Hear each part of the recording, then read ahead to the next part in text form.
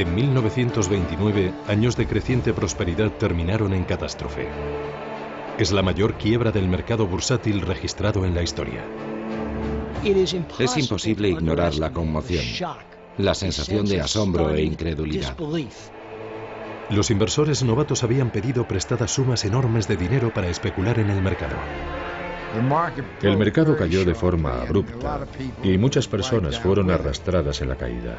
Fue muy doloroso. Poco después, miles de bancos quebraban. Millones de personas lo perdieron todo. Había pobreza por todas partes. Era algo realmente terrible. La depresión que siguió al desplome bursátil y se extendió por todo el mundo se prolongó durante una década y fue el preludio de la Segunda Guerra Mundial. Esta es la historia de una catástrofe financiera que esperamos que nunca vuelva a repetirse.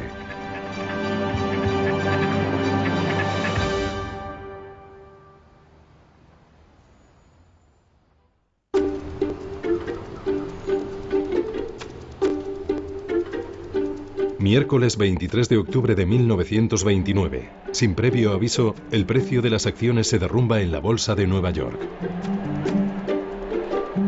Los inversores están atónitos. En los últimos 5 años el mercado no ha dejado de subir. En solo una hora se venden la asombrosa cantidad de 2,5 millones de acciones. Al día siguiente continúa la caída en picado. El 24 de octubre, a medida que la gente llegaba a la bolsa, crecía la sensación de que tal vez algo hubiera cambiado. De repente no había compradores. Los inversores querían vender, pero no había compradores para sus acciones. Y los precios empezaron a caer. $2, $4, $10 por acción. Era terrorífico. Aquella mañana el mercado bursátil cayó rápida y abruptamente. De repente las acciones empezaron a bajar 10, 20 o 30 puntos de golpe. No es necesario decir que se oyeron muchos gritos y exclamaciones en el parqué de la bolsa de Nueva York. La gente estaba sorprendida por lo que estaba pasando y aterrada.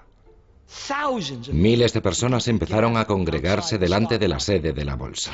10.000 personas ocupando la calle desde Broadway hasta el East River. La gente que quería saber qué estaba pasando iba allí. Una enorme muchedumbre se agolpaba en torno al edificio, alrededor de las estatuas y escaleras, esperando conseguir alguna noticia de las personas que salían de la bolsa. Podían oír las voces, los gritos de los agentes comprando y vendiendo, pero no sabían lo que estaba pasando. Por eso se congregaron y esperaron allí hasta averiguarlo. Pocos entre los millares que formaban esa muchedumbre eran conscientes de las dimensiones del desastre que estaba a punto de suceder. Tampoco podían imaginar que durante los siguientes 5 días, una catástrofe financiera iba a llevarse por delante los cimientos de la prosperidad del país. Pero para comprender las causas del derrumbe bursátil tenemos que remontarnos una década atrás, al momento en el que el grado de confianza de los americanos llegó a ser tan alto que parecía que los buenos tiempos durarían eternamente.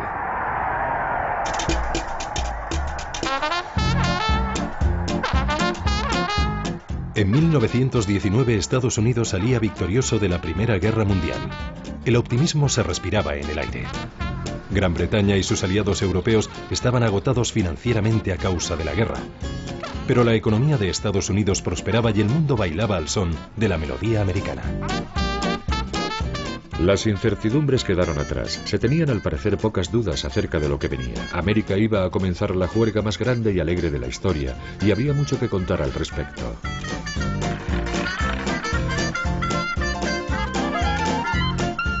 En los años 20, la vida cotidiana estaba cambiando. La electrificación transformó Estados Unidos. Las ciudades se conectaron a la red. Aparecían nuevas tecnologías, aviones, radios. Los artículos para el hogar que habían nacido como objetos de lujo se convirtieron en una necesidad. La industria del automóvil también prosperaba impulsada por los compradores que acudían en tropel a comprar los últimos modelos de Ford o Chrysler. Una era de prosperidad ilimitada parecía haber comenzado. Es el nacimiento de la cultura del consumo y del consumo de masas a una escala jamás vista antes. También aparece la compra a plazos para animar a la gente a adquirir artículos de consumo caros y que puedan comprarlos a crédito. Esta nueva forma de crédito al consumo fue otra de las innovaciones de los años 20. Por primera vez, la idea de compre ahora, pague después llega al gran público. Existe un cierto tipo de cultura del juego que se desarrolla paralelamente y que anima a consumir diciendo: creemos en la satisfacción inmediata. Preocúpese del presente, no se preocupe del futuro. Viva el momento. Era una ideología completamente nueva para una nueva era económica que se basaba en el derecho a ser ricos tan solo por haber nacido en Estados Unidos.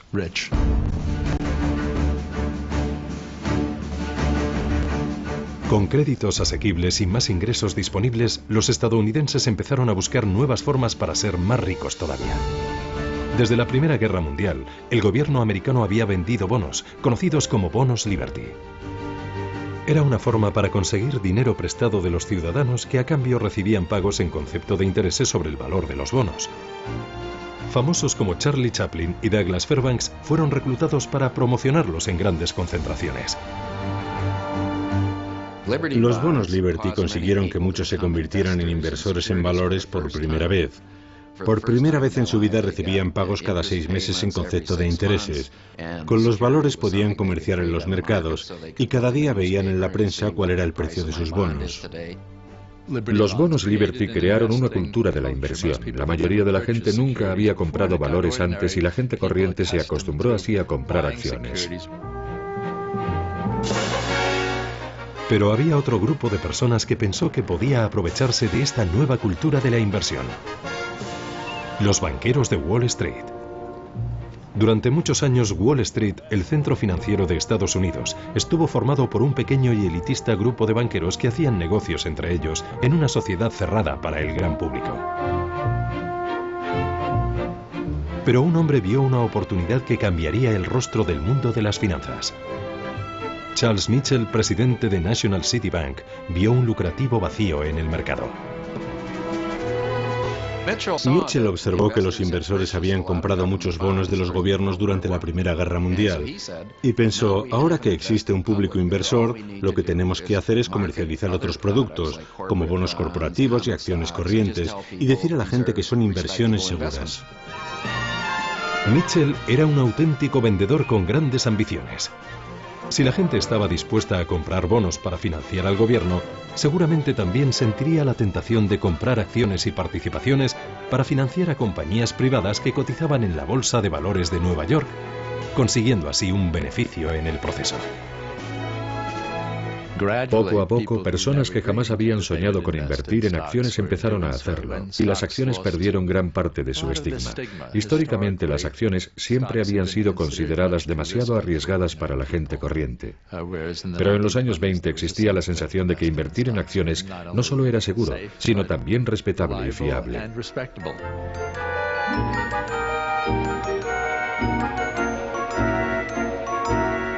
La idea tuvo éxito. Y para explotar este nuevo y lucrativo mercado, Mitchell abrió oficinas de corretaje por todo el país, donde la gente que tenía dinero pero carecía de los conocimientos para invertir en bolsa podía especular en el mercado de valores. La fiebre especuladora afectó a todo tipo de personas, no solo a los profesionales. La gente corriente empezó a invertir en un número sin precedentes en todo el país, no solo en Nueva York, en todas las ciudades, en pequeños pueblos. En todo Estados Unidos la gente estaba enamorada de la bolsa.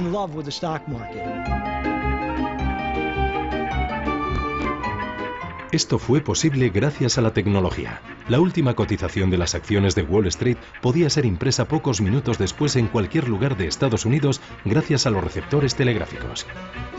Había receptores en clubes nocturnos, en estaciones de ferrocarril, en salones de belleza, en barcos transatlánticos. El mercado se convirtió en una parte omnipresente de la cultura americana del juego en los años 20. Como, duermo, sueño y hablo de acciones. La única forma que conozco de hacer dinero. Es apasionante, me encanta. $17.000 de beneficio con tan solo $3.500 de capital. No está mal. Hubo una especulación salvaje con toda clase de valores, en especial con las compañías cinematográficas, aeronáuticas y automovilísticas. Uno de los valores calientes de los años 20 fue Radio Corporation of America, algo parecido a lo que hoy es Google. Era lo último en tecnología. Pensaron que era posible poner radio a los coches, imagínese. El público inversor americano empezó a relacionar los productos que usaba fabricados por compañías americanas con la idea de puedo comprar acciones de la compañía que fabrica el producto que me gusta.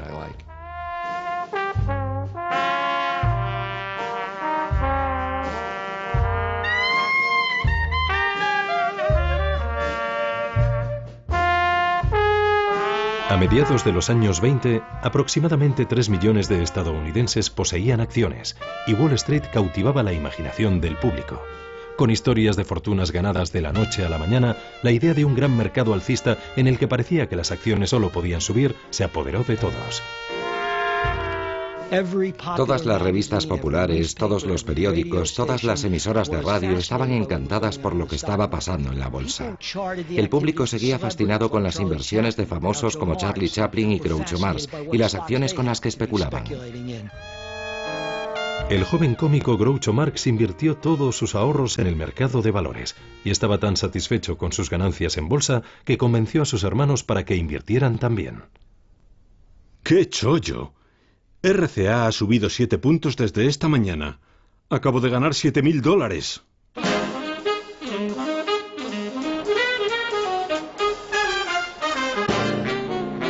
Pero los famosos no fueron los únicos especuladores.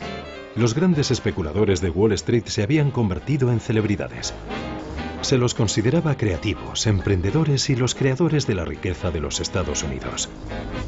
Joseph Kennedy, padre del futuro presidente Kennedy, fue una de esas astutas estrellas de las finanzas de la nueva generación. El público estaba fascinado porque algunos de esos hombres, como Joseph Kennedy, habían salido de la nada, y su rápida ascensión en el mercado era una especie de confirmación para la gente corriente de que tal vez podrían ser uno de ellos algún día. Circulaban historias de que cualquiera, desde botones a barberos, podía ganar dinero fácil en la bolsa. Un limpiabotas de Wall Street, Pat Bologna, fue uno de los que cayeron bajo el influjo de esas historias de mendigo a millonario. Todo el mundo iba a ganar una fortuna. Si vivías en Nueva York, el mercado de valores era el rey. Mi padre tenía probablemente 17 o 18 años. Todos los días lustraba los zapatos de los hombres más importantes de Estados Unidos, hombres como Joseph Kennedy, ejecutivos como Mitchell. Él hablaba con ellos y de alguna manera se convirtió en experto en temas como la Reserva Federal y cosas en las que jamás imaginarías que un limpiabotas pudiera ser experto. Pero él hablaba a diario con las mentes más brillantes de Wall Street y así fue como empezó a invertir en bolsa. La verdad sea dicha, yo aprendí a leer con las páginas de bolsa, porque eso es lo que mi padre hacía. Crecimos con la bolsa. Había bolsa para desayunar y bolsa para cenar cuando él volvía a casa. La bolsa era el mundo. Yo empecé en 1928, porque como muchos jóvenes, quería estar en el sitio en el que todo el mundo estaba ganando mucho dinero. Mi primer trabajo fue de chico de los recados en el parqué de la Bolsa de Valores. Solo tardé una semana o dos en darme cuenta de que la mayor parte del tiempo la gente es codiciosa.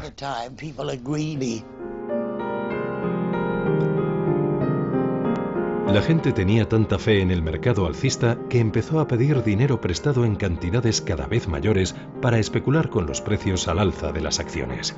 Esta forma de adquirir acciones era conocida como compra a crédito.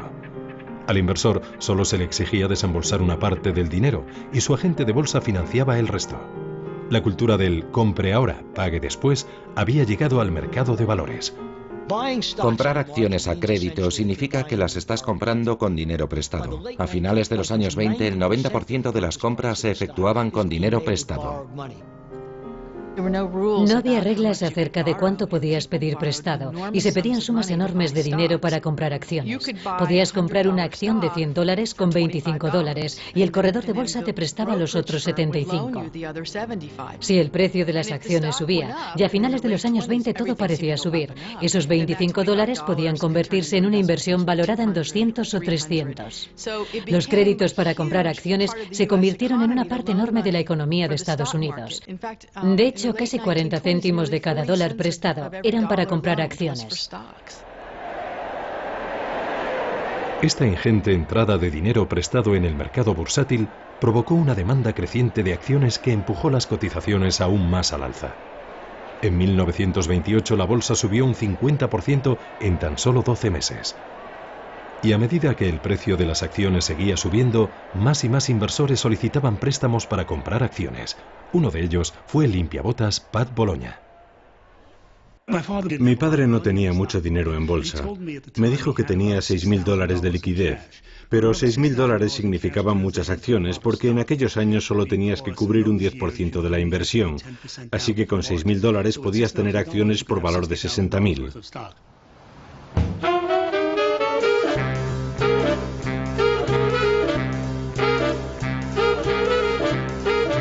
Wall Street estaba hambriento de nuevos clientes.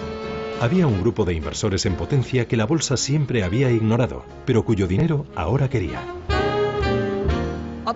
Hasta los años 20, las mujeres habían desempeñado un papel muy pequeño en el mercado bursátil, en parte por un simple prejuicio de género. Se las consideraba incapaces de mantener la sangre fría necesaria para especular en el mercado.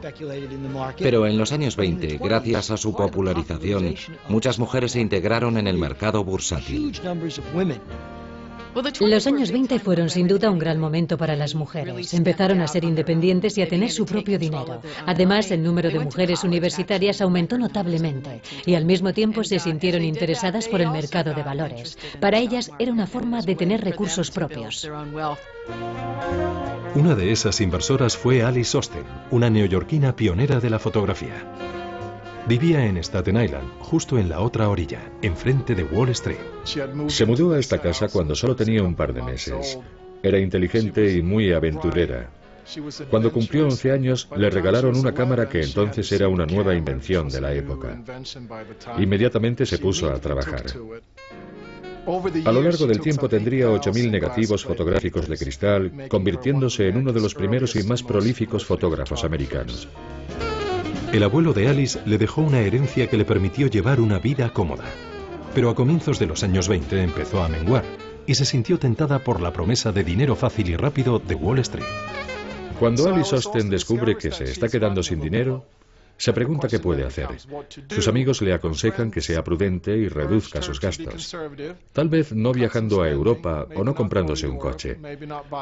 Pero Alice conoce a un corredor de bolsa que le aconseja: no, compra acciones y hazte rica rápido.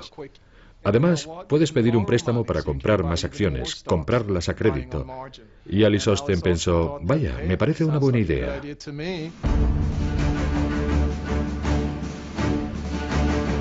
Durante todo el periodo alcista de la bolsa en la década de los 20, el Partido Republicano permaneció en el poder fortalecido por la prosperidad creciente del país. Calvin Coolidge llegó a la presidencia en 1923. Siendo el mismo inversor, guardó un significativo silencio sobre la locura especulativa que reinaba en Wall Street. Calvin Coolidge ejemplifica el temerario e irresponsable laissez-faire, el libre mercado de los años 20. Es famoso por su frase: el negocio de América es el negocio. Fue un periodo de gran prosperidad. El negocio era hacer dinero. Creo que los políticos pensaban: bueno, todo va bien, la economía crece, el mercado se ocupa de todo bastante bien y el trabajo del gobierno es quitarse de en medio.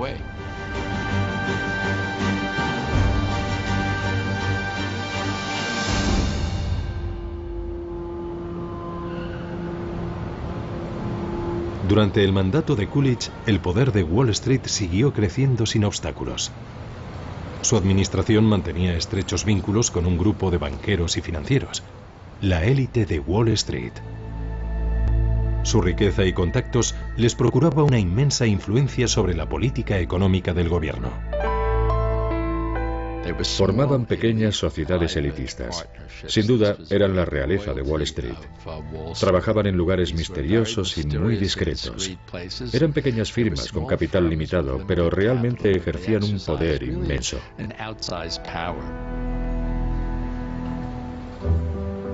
La más prestigiosa entre estas firmas elitistas era el banco JP Morgan. Estratégicamente situado justo enfrente de la bolsa de valores, desempeñaría un papel crucial en los acontecimientos que estaban por llegar. Como socio mayoritario de JP Morgan, Thomas Lamont era el hombre más poderoso de Wall Street. Su influencia llegaba más allá de Nueva York.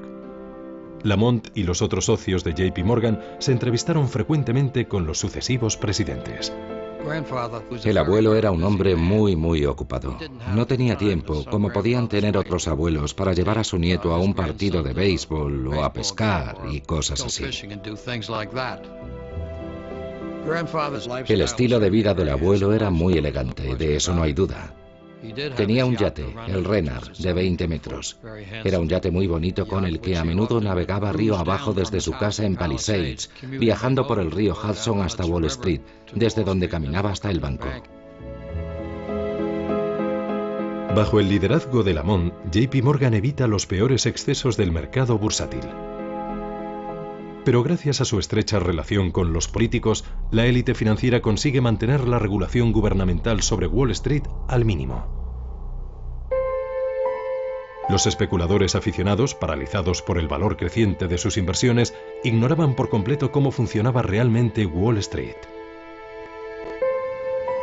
Con la escasa supervisión del gobierno, el mercado era soberano y la información privilegiada, su ley. Había mucha manipulación en el mercado, era desenfrenada, no existía absolutamente ningún control. Y cuando Wall Street era muy pequeño e independiente, probablemente estuviera bien. Pero cuando personas como tú y como yo invierten el dinero ganado con su sudor, entonces sí importa. El mercado de valores de los años 20 no era ni justo ni democrático. Era un gran casino manipulado por especuladores profesionales.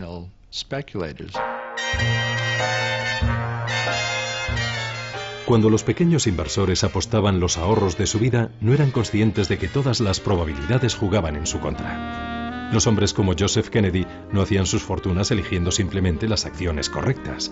La verdad era que se aprovechaban de la ingenuidad de los crédulos recién llegados. Un puñado de especuladores se reunía y de forma coordinada empezaban a comprar lenta, pero implacablemente, una acción determinada.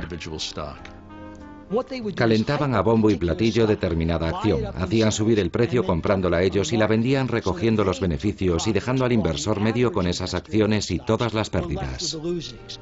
Incluso algunas de las más importantes casas de inversión de Wall Street se dedicaban a este tipo de manipulación del mercado.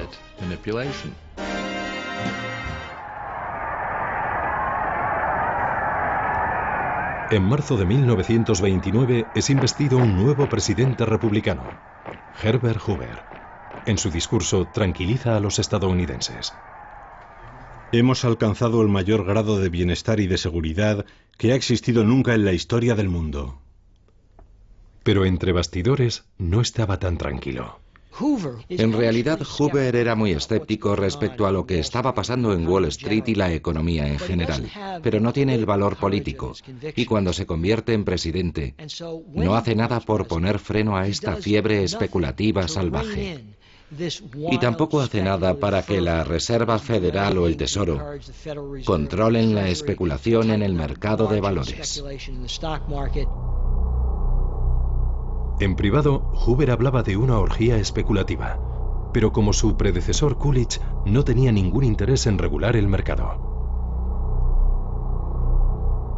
Pero Hoover no era el único que temía que la burbuja del mercado bursátil estuviera a punto de estallar. Pocos días después de su discurso de investidura, un destacado y muy respetado banquero, Paul Warburg, se distanciaba de las filas de la aristocracia de Wall Street, haciendo pública una sombría advertencia. Si permitimos que esta orgía de especulación desenfrenada llegue demasiado lejos, el colapso final provocará sin duda alguna una depresión económica general de todo el país. Mi bisabuelo hizo pública su advertencia en marzo de 1929. De hecho, usó la palabra depresión y le silenciaron. Creo que fue despreciado, como si solo fuera un aguafiestas. Bueno, no, todo va bien. Todo el mundo gana dinero y se divierte en la fiesta. Cuando el mercado es alcista, a la persona que dice, puede que esté sobrevalorado, será mejor que tengáis cuidado, le echan de la fiesta.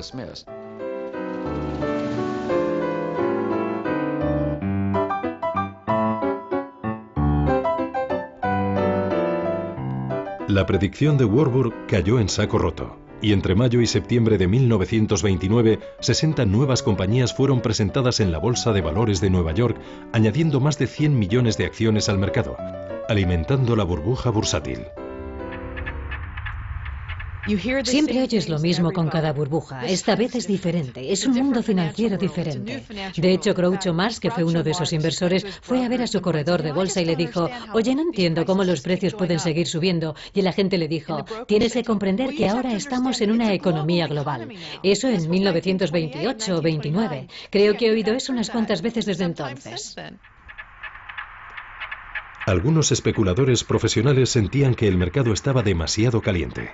Los más astutos se salieron durante el verano. Un día Joe Kennedy, según los últimos recuerdos de Joe Kennedy, dijo: si el limpiabotas sabe tanto como yo de bolsa, tal vez sea hora de que venda todo.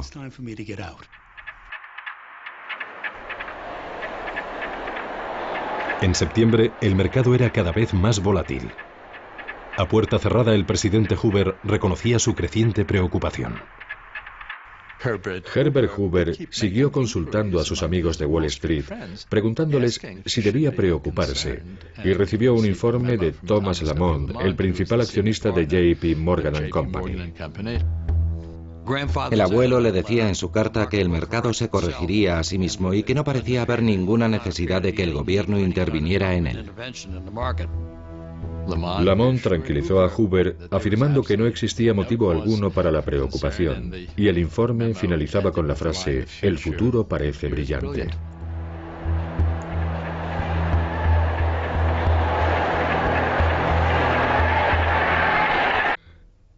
Cinco días después, la bolsa de valores se hundía.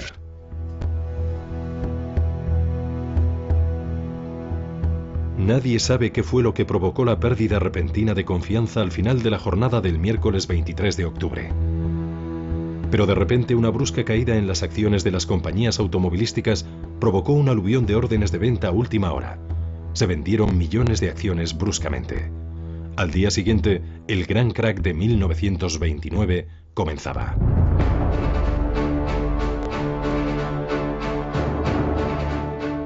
El 24 de octubre de 1929, el Jueves Negro, es considerado el comienzo del crack.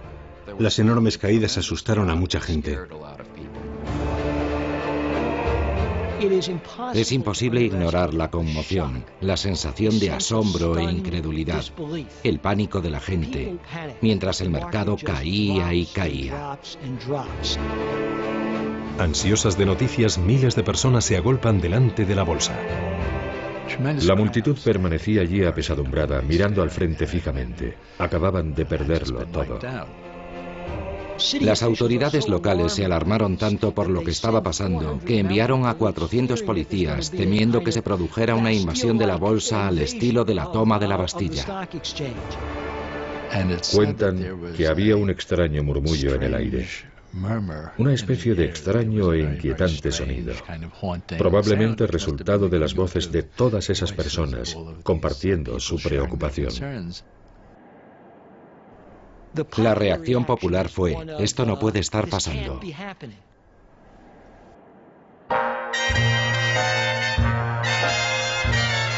Un británico estaba allí de visita aquel día.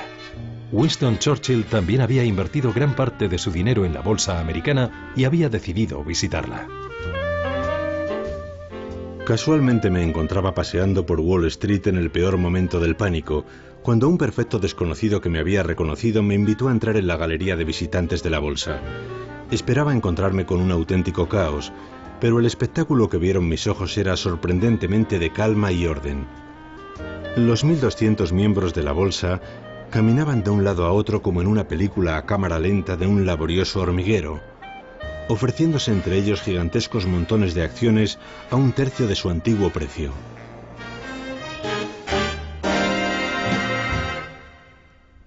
Churchill perdería una fortuna en el crack de aquel día.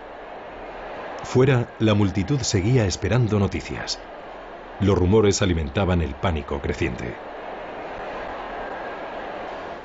Una vez que el desplome comienza, El verdadero problema es de confianza.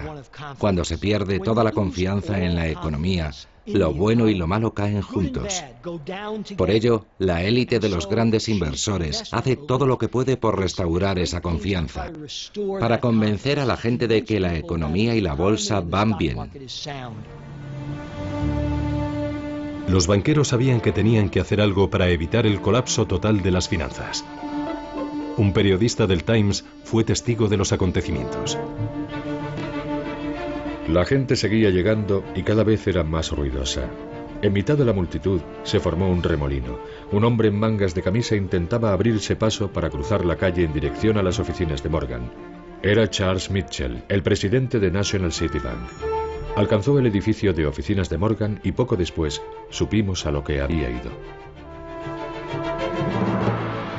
Charles Mitchell había sido convocado a una reunión en la sede de JP Morgan.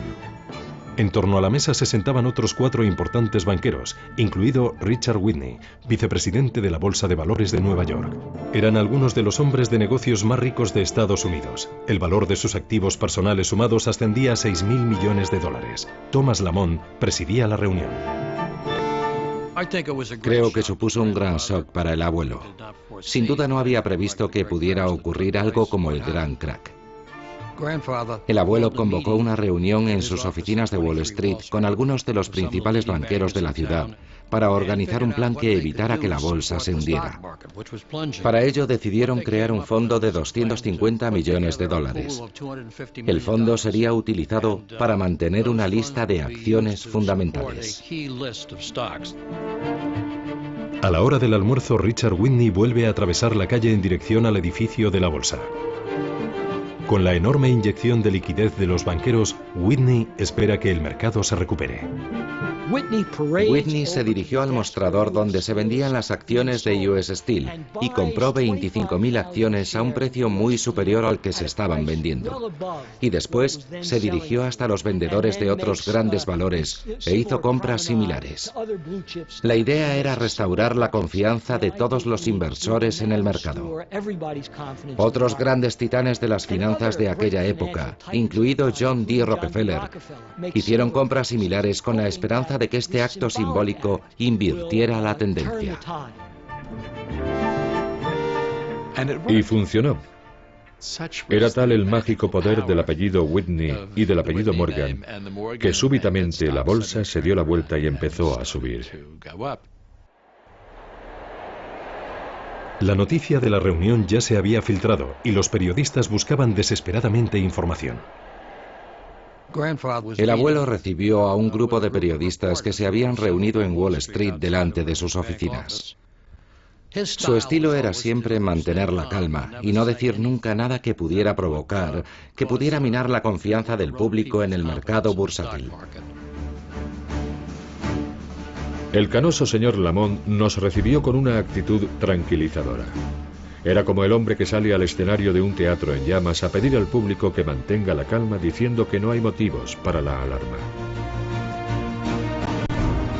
Se han producido algunas ventas guiadas por el pánico en la bolsa y hemos mantenido una reunión para tratar la situación.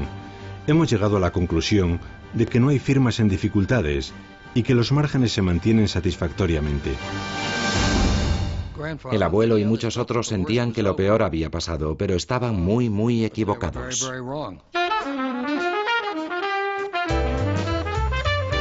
El fin de semana la intervención de los banqueros parecía haber funcionado. Las jornadas del viernes y el sábado transcurrieron con tranquilidad y sin incidentes. El presidente Hoover también intentó calmar los ánimos, repitiendo un mantra que desde entonces se ha repetido muchas veces en las crisis bursátiles. El negocio fundamental del país, la producción y distribución de bienes de consumo, tiene una sólida y próspera base. Pero en las oficinas del distrito financiero, el caos es total. Una de las cosas que olvidamos es lo primitiva que era la tecnología. El 24 de octubre se negociaron tantas acciones que se necesitaron 4 horas después del cierre de la bolsa para imprimir todas las operaciones realizadas. La impresora, completamente desbordada, llevaba horas de retraso con las operaciones realizadas y no servía para nada. Durante toda la noche las lámparas lucieron en las ventanas de las oficinas, donde los corredores de bolsa y contables luchaban por intentar cerrar las cuentas del día antes de que empezara la siguiente jornada. Se desmayaban en sus escritorios. Los mensajeros caían rendidos sobre el suelo de mármol del banco y se dormían.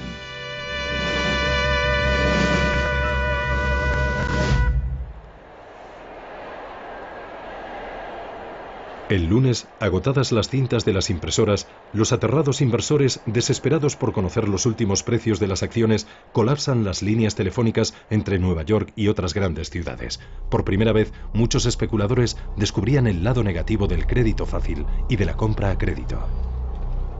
Un porcentaje significativo de los inversores que compraban acciones en los años 20 lo hacían con dinero prestado.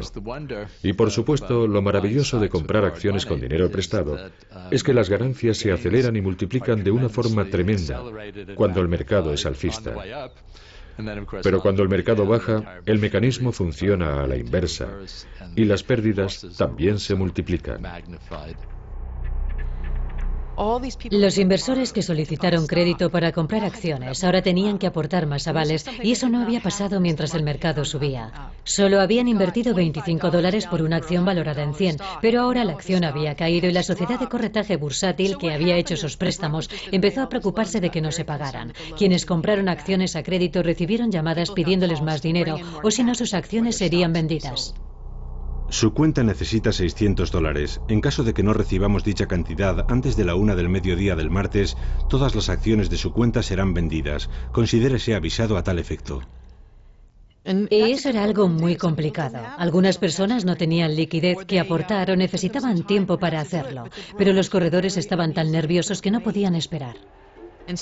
Y el lunes la bolsa comenzó a caer a una velocidad aún mayor de la que había caído el jueves. De hecho, se convertiría en una de las peores sesiones de la historia del mercado bursátil estadounidense.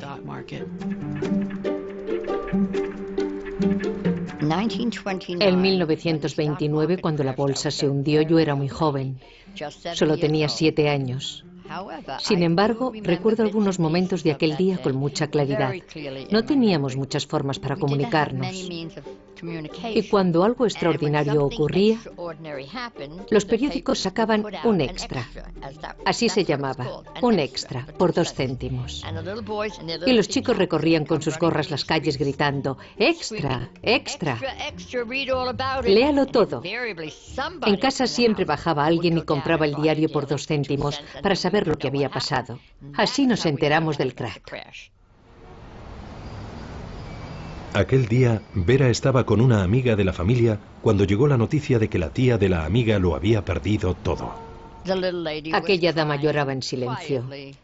Lloraba en silencio y se retorcía las manos mientras caminaba sin parar de una habitación a otra. Ese es mi recuerdo de aquel día.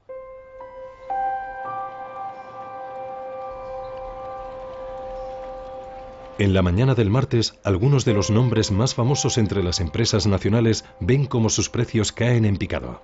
US Steel, Radio, General Motors. Acciones que habían sido el símbolo de los años de prosperidad.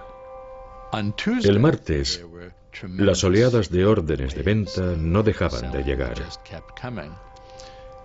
Esta vez, las ventas fueron tan fuertes e implacables que no hubo reunión a la hora del almuerzo en JP Morgan. Era evidente que el volumen de ventas hacía inútil cualquier esfuerzo de los banqueros por contener la avalancha. El martes por la tarde, todas las acciones del país valían un 20% menos de lo que costaban cuando abrió el mercado el lunes por la mañana. La industria del país había perdido un 22% de su valor en 36 horas. Hoover era el presidente. Y él y Andrew Mellon, el secretario del Tesoro, eran muy de derechas y creían que la misión del gobierno era no interferir. Creían en el capitalismo puro y sin limitaciones.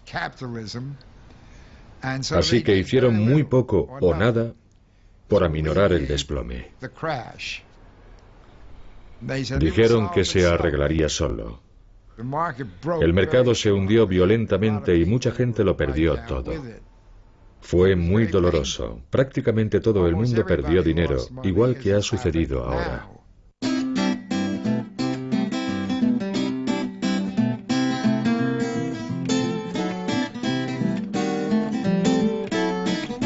Se calcula que al término de aquellas 5 sesiones de bolsa, 25.000 millones de dólares del patrimonio de los ciudadanos habían desaparecido sin más. La bolsa sigue cayendo sin parar. Hay órdenes de vender todo. Calculo que con suerte me quedarán unos $500. Un humilde final para un beneficio potencial hace apenas 4 meses de casi $100.000. Por lo menos, me repito a mí mismo, lo he perdido todo en el mayor momento de pánico de la historia. Tuve mucha suerte. Nunca perdí mi trabajo. Me bajaron el sueldo. Afortunadamente, mis jefes eran gente rica. Y cuando me lo dijeron, me preguntaron, ¿por qué sonríes? Les dije, creía que ibais a despedirme. Aquellos que pudieron permitírselo, aceptaron las pérdidas con humor negro. Soy una de las ovejitas esquiladas por Wall Street. Cuando era una niña, un mecenas me dejó $1 millón para mi educación musical. Pero a mí me pareció que no podía vivir con las rentas de $1 millón. Así que pedí a todos mis amigos ricos consejos para invertir en bolsa. Ellos me los dieron y perdí mi $1 millón. Ahora lo único que me queda es mi abrigo de chinchilla. A partir de ahora mis manos no volverán a tocar la bolsa. Solo las teclas del piano. Pero si sois tan afortunados de tener $1 millón, conservadlo. Y no juguéis en bolsa. Otro artista que apostó y perdió fue Groucho Marx. Sus temerarias inversiones le costaron todo lo que había ganado. El destino de Alice Osten, la fotógrafa de Staten Island, fue como el de aquellos que se sintieron atraídos por la bolsa, ignorando los riesgos. Básicamente lo perdió todo. En el año 29 y en el 30 sus inversiones desaparecieron. Fue un auténtico shock para Alice Osten. Pienso que ella, como mucha gente, no se lo creía. No podía creérselo. Pensaba que el mercado se recuperaría, que lo único que tenía que hacer era esperar un poco. Y siguió viviendo como si fuera rica. Alice hipotecó su casa, pero no para pagar las facturas, sino porque una vez más quería hacer un lujoso viaje a Europa. Mi padre lo perdió todo. Lo había perdido todo, pero tenía 22 años, así que se lo tomó magnánimamente. Bueno, cuando tienes 22 años no es tan dramático. La gente que le rodeaba eran personas de 50 y 60 años que perdieron los ahorros de toda la vida y que estaban aterrorizadas. No todo el mundo pudo soportar las pérdidas. Aunque se ha exagerado el número de suicidios, a algunos les pareció la única salida. Todos hemos leído historias acerca de Wall Street, de personas que abrían las ventanas de sus despachos y saltaban. Ocurrió en realidad, no es una leyenda urbana, la gente se suicidaba. Personas que habían trabajado 30 y 40 años en Wall Street, que habían amasado fortunas y que en pocos días lo habían perdido todo. Siento no haber podido devolver los 2 libros antes, pero dada la situación actual en el distrito financiero, el trabajo me lo ha impedido. Ayer una mujer saltó desde el tejado de nuestro edificio, 44 pisos, justo delante de nuestra ventana. Vi su cuerpo tirado en la calle y la visión fue tan terrible que me sentí enfermar.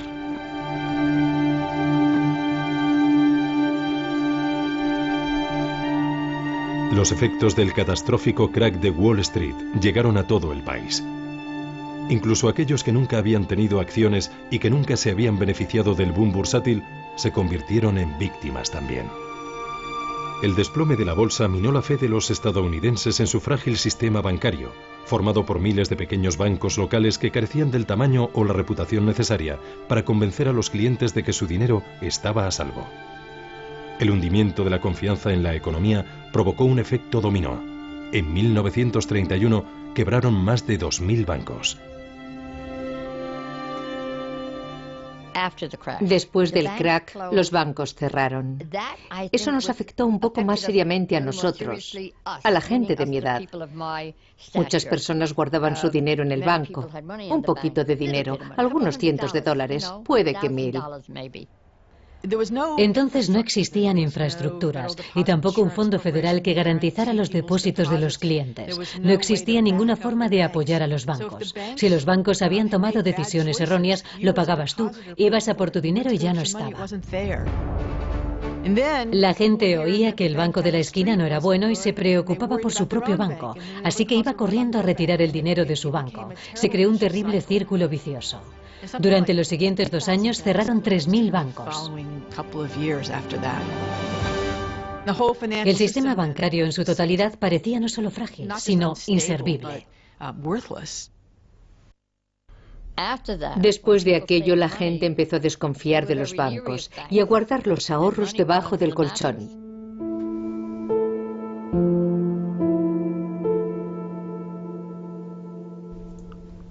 El desplome bursátil de 1929 no creó la Gran Depresión, pero inició una secuencia de acontecimientos que finalmente habrían de culminar en la Gran Depresión.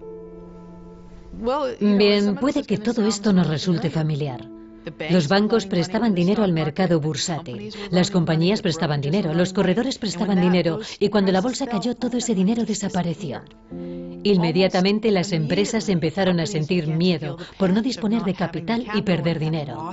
Y empezaron a despedir a trabajadores y a cerrar fábricas. Hubo quiebras masivas y una crisis de liquidez, exactamente del mismo tipo de la que tenemos hoy. Es decir, los negocios no pueden obtener préstamos para mantenerse a flote. Aunque fueran negocios totalmente solventes, no podían conseguir los créditos comerciales a corto plazo necesarios para pagar a sus trabajadores, invertir en equipamiento y pagar a sus proveedores. Así que empezaron a quebrar y en el proceso de quiebra despedían a la gente y como consecuencia el consumo cayó. Y eso fue lo que provocó un daño traumático a toda la sociedad, tan traumático que solo es comparable a la guerra civil en la memoria de este país, como el momento más trágico de la historia de Estados Unidos. Mi padre tenía una modesta empresa de seguros. Una noche, durante la cena, dijo que tenía que despedir a un empleado. Y yo, caballerosamente, dije, bueno, seguro que encuentra otro trabajo, ¿verdad? Y mi padre me dijo, no, es un hombre mayor y poco capaz. No creo que pueda. Y en ese momento, mi padre se echó a llorar. Era la primera vez que veía llorar a mi padre.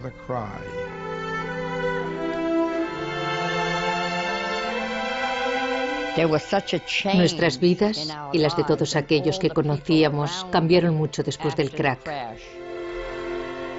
Los padres de muchas de mis amigas perdieron sus trabajos. Y como no podían pagar el alquiler, fueron desahuciados. Había pobreza por todas partes. Los hombres no tenían ropa, iban harapientos, andrajosos, se envolvían los pies con periódicos y cartones, como zapatos improvisados para caminar por la calle. Y cuando ibas a Central Park, te encontrabas con esa zona enorme, un lago abandonado que había sido drenado, y allí hacían pequeñas chozas con cajas de cartones para dormir y pasar la noche. Lo llamaban Hooverville, porque así se llamaba nuestro presidente en aquel momento. Y por supuesto, el desplome de la bolsa y toda aquella pobreza era, claro, culpa suya. Fue muy doloroso.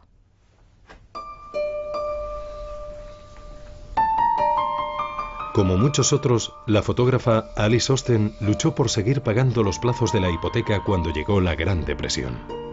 En pocos años de depresión, Alice Osten se quedó sin dinero. No le quedaba nada. Y perdió su casa. La llevaron a un hospicio sacado de una novela de Dickens, donde sobrevivió un par de años. Milagrosamente, sus fotografías fueron descubiertas. Las revistas Time y Life le compraron algunas fotos y ganó el dinero suficiente para mudarse a una residencia digna.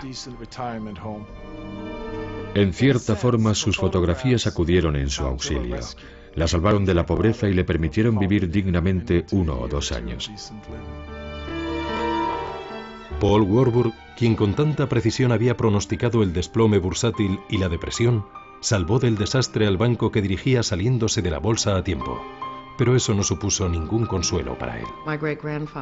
Probablemente mi bisabuelo nunca recuperó su equilibrio personal después del crack. Le llamaron la Cassandra de Wall Street. Creo que le resultaba muy doloroso. Todos recordamos que Cassandra no solo pudo ver el futuro, también fue condenada a ser ignorada. Creo que le provocó su propia depresión personal.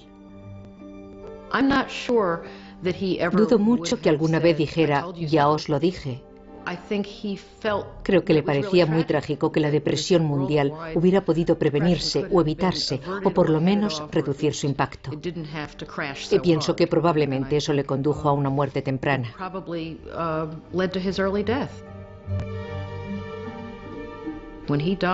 Murió el último año de la presidencia de Hoover, cuando no se veía el final.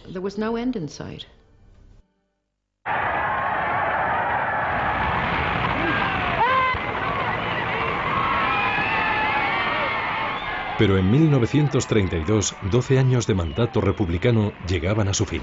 I, Franklin Delano Roosevelt, do solemnly swear that I will faithfully execute the office of President of the United States.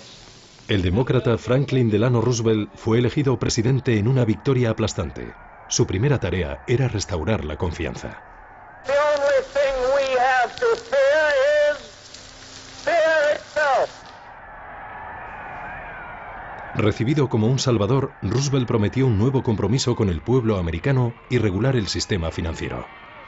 There must be a strict supervision of all banking and credit and investment.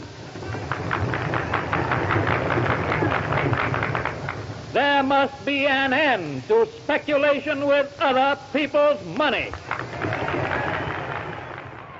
El nuevo presidente actuó rápidamente. Garantizó los depósitos bancarios e introdujo leyes que obligaban a los banqueros a trabajar bajo la supervisión estricta del gobierno.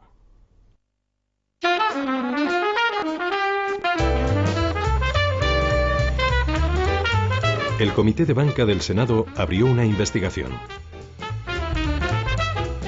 Duraría más de 3 años, y las 10.000 páginas de testimonios ennegrecieron la reputación de Wall Street. Ferdinand Pecora, el ambicioso abogado del comité, retó a la élite de los banqueros a que explicaran su conducta. Llamó a testificar a esos banqueros. ¿Y qué descubre? Descubre que Charlie Mitchell de National City Corp había vendido acciones a su mujer para evitar pagar impuestos. Richard Whitney, quien con tanta audacia compró acciones el Jueves Negro, perdió su dinero, pidió prestada a su hermano y como tampoco le salió bien, empezó a robar a sus clientes. Finalmente fue condenado a prisión. El banco más prestigioso de América, JP Morgan, estaba igualmente muy lejos de ser inocente.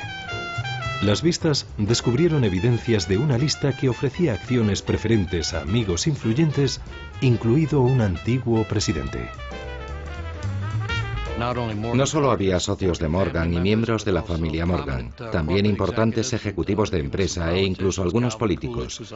Calvin Coolidge, por ejemplo, estaba en dicha lista de acciones preferentes. Fue una práctica que mucha gente consideró incorrecta. Ferdinand Pecora dijo una gran frase. Eran revelaciones escandalosas de la baja estofa de las altas esferas. Me encanta, porque podemos decir lo mismo hoy en día. En respuesta al escándalo público ante los negocios sucios de los banqueros, el presidente Roosevelt creó la SEC, la Comisión de Bolsa y Valores de Estados Unidos. Su misión, limpiar Wall Street. Al frente de ella puso a un hombre que sabía más que la mayoría sobre prácticas poco éticas.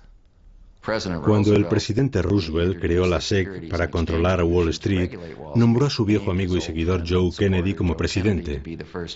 Es como poner al zorro a vigilar el gallinero.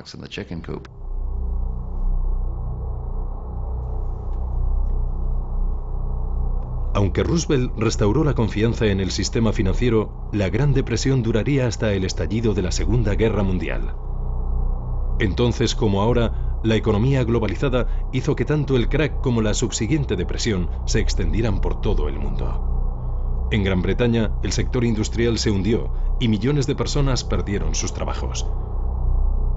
En Alemania, que seguía sin recuperarse de su derrota en la Primera Guerra Mundial, el impacto fue aún mayor. Durante la Gran Depresión, muchos perdieron los ahorros de toda la vida, y eso provocó en muchos países el deseo de un gobierno autoritario que les salvara, que rescatara la economía. Sin duda, el crack y la posterior depresión fortalecieron a los movimientos anticapitalistas. Los comunistas gobernaban en Rusia y los movimientos fascistas estaban en auge. Mussolini ya había llegado al poder en Italia y la base política de Hitler seguía creciendo en Alemania. El crack de Wall Street y la depresión en el libre mercado capitalista al estilo americano solo sirvió para fortalecer a aquellos que afirmaban que existía una fórmula mejor. Mientras el comunismo y el fascismo prosperaban, muchas naciones levantaron barreras impidiendo el libre comercio y cerrando sus fronteras en un intento por salvar sus economías. El nacionalismo económico condujo a las guerras comerciales y más tarde a la Guerra Mundial. 80 años después, aquellos que recuerdan la burbuja de los años 20 y el desplome bursátil posterior tienen la sensación de que ya han visto todo esto antes. Creo que no hemos aprendido nada de lo que pasó. He descubierto que el hombre tiene muy poca memoria. Siempre hace operaciones sin considerar los riesgos a la baja.